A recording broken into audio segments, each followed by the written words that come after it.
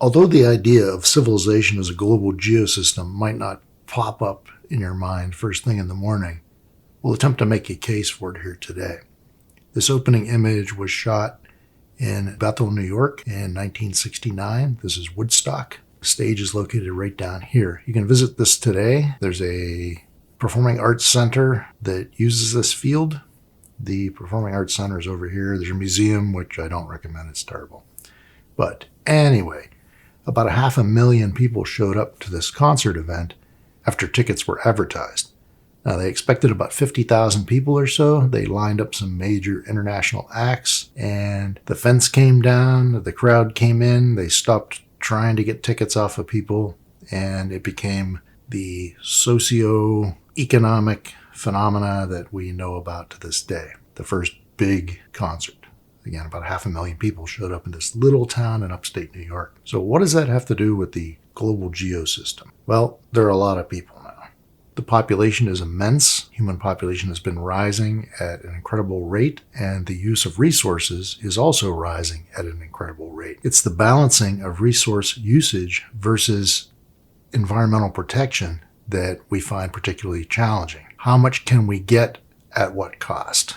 We're always weighing the pros and cons, the cost-benefit balance. It remains to be seen if we could use our resources in a sustainable way to continue to develop as a species and yet maintain some semblance of the world before we messed it up. So we'll talk about growth and impact of civilization on the geosystem. We'll talk about fossil fuel resources. How much is in the ground? How much can we get out of the ground? What's it going to cost us? Alternative energy resources. What are other ways we could obtain the power, the energy that we need to live our lazy, easy lives that differ from traditional ways of obtaining energy, principally fossil fuels? And at the end, we'll talk about our energy future. What is likely to happen in the future? And in this case, it's a particularly near future. Civilization itself exists at the thin interface between the climate, plate tectonic, and geodynamic systems. We're intimately involved with each of these. We experience climate change. We experience weather on a daily basis. We experience the good and bad associated with plate tectonics. Particular climates are derived because of the position on the Earth's surface of plates. The interaction of those plates may make for a good environment for us, or may make for a particularly hazardous environment for us. Proximity to earthquake zones and volcanoes, for instance. And then the geodynamic systems, things such as the Earth's magnetic field that protects us and invariably will fail us at some point. Now, since the Industrial Revolution in particular, human civilization has profoundly altered the planet, in some cases irreparably. We'll take a look at that. What have we done as a species to the Earth, not for the Earth? So looking at population growth, about 10,000 years ago, it's estimated that there were 100 million people on Earth. By 5,000 years ago, we doubled that to 200 million. 700 years ago, we hit 400 million. And by 1800, we hit 1 billion. Didn't take long to hit 4 billion. Took even less time to hit 7 billion. And we're expected to hit 8 billion by the end of the decade. Now here we can see population growth graphically. Again, starting about 10,000 years ago with 100 million people. We see what looks like a fairly steady rise. This is because we don't have any data, any good data. We start seeing perturbations here. These are generally disastrous events like pandemics that knock down the population. In some cases, it's climate related. When climate takes a downturn, we often see crop yields fail. We see animal production fail. We see starvation, we see civil disorder, unrest, warfare. Everything in human society collapses when humans really want something badly. And that's going to continue to get worse as we go into the future. As an example of our interaction, civilization as a geosystem, I mean, listen to this noise outside of my house right now. What is that? As some examples of human changes to the Earth, dams and reservoirs now trap 40% of all river sediment. This is sediment that's important for farming. It's important for bringing nutrients downstream. Rivers are also important for bringing nutrients upstream. they actually flow in the opposite direction. And that's something that we learned just recently about the Pacific Northwest. The salmon are very, very important to forest health. We didn't know that until we stopped the salmon from getting into the forest. Humans move more rock and soil than all natural processes. As a species, we're doing more erosive work than the natural world. We've managed to clear out 1/3 of all forests, get those trees out of the way. We've damaged the ozone layer with coolants, the chlorofluorocarbons. And we've pumped up CO2 levels by about 50% since the Industrial Revolution, since about 1850. We now are looking into renewable energy resources. This would be energy that supplies us with power to fuel machines, to drive, to heat, to cool. These include biomass, such as wood burning, switchgrass, things like that, and non-renewable energy sources, such as fossil fuels, oil, gas, and coal. Now, technically they are renewable, but on the 200 million year time scale, that kind of thing. It's not going to help us in the near future, these non-renewable energy sources. Now, U.S. energy consumption has been dominated by the burning of wood, coal, and oil, the 3 cheapest, most easily obtainable sources of energy, at least for the time being. Our coal usage is now declining, and we're seeing a decrease in petroleum usage as well. Alternatively, natural gas usage is up, and this is because of some new techniques that are used to get this natural gas much more cheaply. Nuclear energy has kind of leveled off. We had our love affair in the 60s, 70s, and the 80s, and then we got some scares, and now we're not so enthusiastic about it. Wood is actually increasing in usage, some of this being renewable forest. Hydroelectric power fluctuates, hasn't really increased substantially since probably the 1970s. What we do see a major change in is solar, wind, and geothermal energy and other biomass. This would include ethanol from corn and ethanol from switchgrass, things like that. We can see that the use of wood increased from the creation of the United States until about 1870, 1875 or so. And this leveling off and ultimately the decline in the use of wood is accompanied by the increase in the use of coal. Starting around 1850 in the United States and in Europe, coal became the predominant fuel of choice, predominantly used to generate steam, which turned steam engines and powered the Industrial Revolution in both Europe and the US. This coal continued to rise until the rise of petroleum in the early part of the 20th century. So as petroleum and gas became more common, cheaper, more useful, coal began to decline. And when we noticed how significant the pollution coal was generating was to the atmosphere of the world, we began to decrease the use of coal. It's on the rise again, mostly in developing countries, but just recently it started to take a downturn. So even in developing countries, the use of coal has a limited future. Natural gas and petroleum are getting cheaper to produce again, and as we'll see in a few minutes, it might be the end of them. They're at the end of their rope. So when we talk about fossil fuels, we discuss reserves that are known, we discuss reserves that are unrecoverable but suspected, and things that we would expect to exist but haven't found yet, if that makes sense.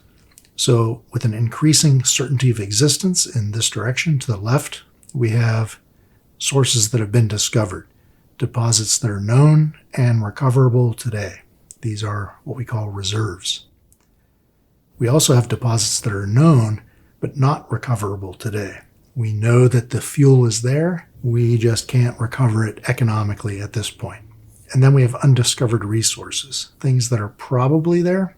Every indication suggests that they should be there. We just haven't found them yet. And important to all of these categories is the feasibility of economic recovery.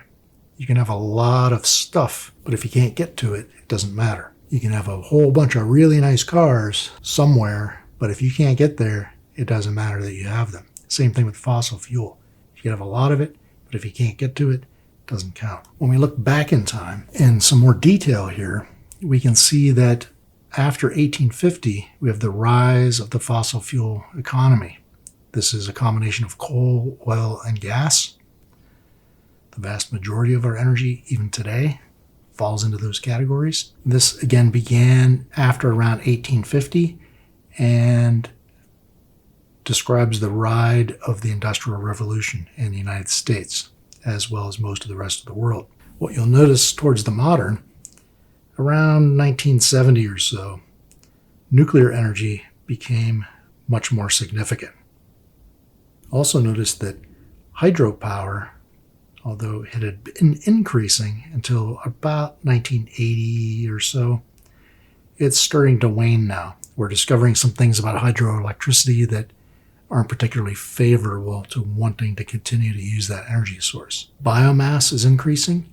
This is the use of biological materials as fuel. And we'll see that wind and solar are rising, some more rapidly than others, but rising nonetheless. So there's a transition underway. In the next 20 to 50 years, we're going to see a major transition from using fossil fuels to using renewables. We can see a bit of a blip here that starts about 10 to 15 years ago, where oil and natural gas are on the rise. And they're on the rise because they're much cheaper to get, and they're cheaper to get because of the technique we're using to get them, one of which is fracking. Now, they've gotten cheap enough that we're producing more than we need at this point. So for the first time ever, we've generated more fuel than we're consuming, and that has subsequently caused fuel prices to crash. And along with it, the Canadian dollar. Renewables, on the other hand, are on their way up. Nuclear is leveling off. It probably won't become significantly more important in the future. Renewables, however, will gradually take over the fossil fuel industry. This is the first oil well that was ever drilled anywhere in the world, drilled in Titusville, Pennsylvania. It's probably about 5 or maybe 10 years ago. I asked a question in class. I said, $2 to anyone that can tell me where the first oil well was drilled. And somebody knew exactly where it was. They knew the county in Pennsylvania, the township. They knew the distance from the little towns in the area. And I said, I'm impressed. Nobody knows that it's Titusville, Pennsylvania. How did you know this? And he said, oh, well, while you were talking, I Googled it. So I really don't deserve the $2. And I said, no, I'll give you $2 because you're really good at Googling things really quickly without me noticing. We need to characterize our consumption. Traditionally, it's done by using what are called British thermal units. These are units of heat or units of energy. And in this case, these are going to be converted to what we're going to call a quad. 1 quad is equal to 10 to the 15th British thermal units. That is a lot of British thermal units. The US in 2015 consumed 100 quads of energy. Globally, the same year, the world used 536 quads. So the US used 1/5 of the world's energy. US consumption by person is about 4 times the average of the world. So Americans use a lot more energy than any other group of people around the world. Now, when we break this down into consumption, we see that solar is equivalent to about 0.8 quads, nuclear about 10 times that, 8.4 quads, hydroelectric holding more or less steady at 2.8 quads, wind increasing. Right now it's about 2.4 quads.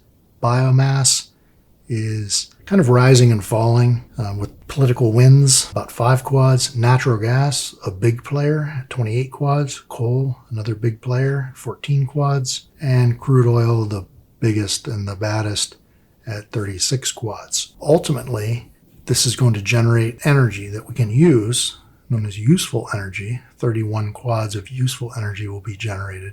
About 66.6 quads, 2/3 of the energy that's used, is wasted. That's something we can work on. We're generating a lot of waste at the same time we're using this energy as well. In terms of carbon dioxide emissions from fossil fuel burning were equivalent to 1,453 megatons of carbon. Enormous amount of carbon going into the atmosphere as CO2 every year from the US alone.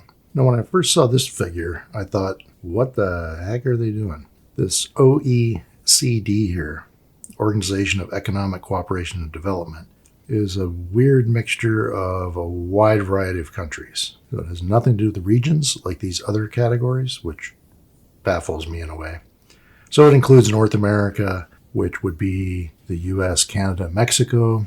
It includes Chile, Colombia. It includes Estonia, Luxembourg. Again, anyway. So what this, I believe, is trying to indicate here is there's been relatively little change, slow growth amongst these countries, this wide smattering of countries. Africa, not much change. Central and South America, a slight increase, as we see in the other categories, except for Asia, which is showing a huge increase in the amount of energy consumption. And this would include Russia, India, China, and all the other Southeastern Asian countries. This is going to have an impact on the Earth's atmosphere. And that impact on the Earth's atmosphere is going to affect us living in the Earth's atmosphere. So the global carbon flux from energy production has resulted in an enormous increase in the natural rate of carbon transfer. So we're putting an enormous amount of carbon dioxide into the atmosphere as a byproduct of the use of all this fossil fuel. And it's resulted in what we call a carbon economy. Carbon drives the energy which drives the economic systems of the world. Importantly, carbon dioxide is a greenhouse gas, which means it's very effective at absorbing outgoing long-wave radiation, infrared radiation that comes from the black body of the Earth that strikes the CO2, excites those molecules, causes them to vibrate and spin at a higher rate, and that means they get warmer, heat the atmosphere from below. These fossil fuel resources include, as we mentioned just previously, resources that have been discovered and reserves that remain in the Earth. We know they're there. We can get to them without too much trouble, and we can recover that energy economically. Here we see the global estimates of fossil fuel reserves, believed to be 53,000 quads. Of that, the majority is coal, and just behind coal is heavy oil and tar sands. Both of these are heavy polluters, heavy emitters of CO2 and lots of other things. Crude oil, slightly cleaner, significant. Natural gas, slightly cleaner than crude oil, also significant. And then we have tight oil and gas, a little bit more difficult to get to. Coal, where does it come from? How does it form? Why is it there? The most rudimentary discussion of the formation of coal would list it as a biological sediment of accumulated plant material. Dead plants packed together in an oxygen-poor environment, compressed, kept wet usually, it's going to turn into peat. Chemical reactions also serve to change it, and as this plant material is compressed and heated, it can be converted into coal, driving away the water, driving away the other volatiles. Here we have a couple images from Ireland, some work we did in Headford Bog outside of Galway. This is a cross-section of peat. This is the peat surface. Amanda Dolbert sinking to her demise into the peat. You have to watch where you're walking or this will happen to you. Your legs disappear beneath you. So cutting into this using machinery, so these boggy, swampy plants here produce this organic matter. And you can see that, I think you can see, it's a dark brown water, kind of like dark tea or coffee color. This is from the tannic acid that is present in the peat bog. And it's a preservative. If you throw a body into a bog, it will be perfectly preserved for 2,500 years.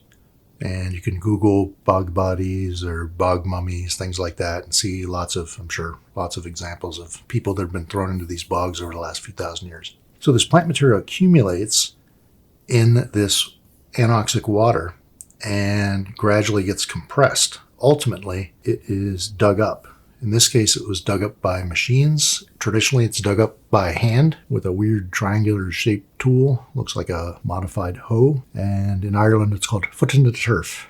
So you go out to foot the turf to generate these little brick-sized logs. These are about the size of a regular red brick, and they're used like firewood. So this is a cheap form of fuel, and you'll see it used all over Ireland.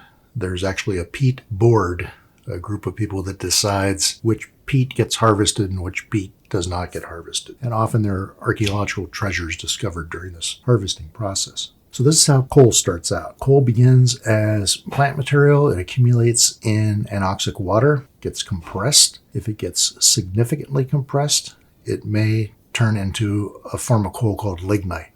This is cheap coal, not particularly energy rich compared to other types of coal, but better than the peat that people in Ireland burn in their stoves. Bituminous coal is buried further, so it's more compressed, and it is converting into a more energy-rich form. If it's buried and then heated significantly, but not too significantly, it can form anthracite.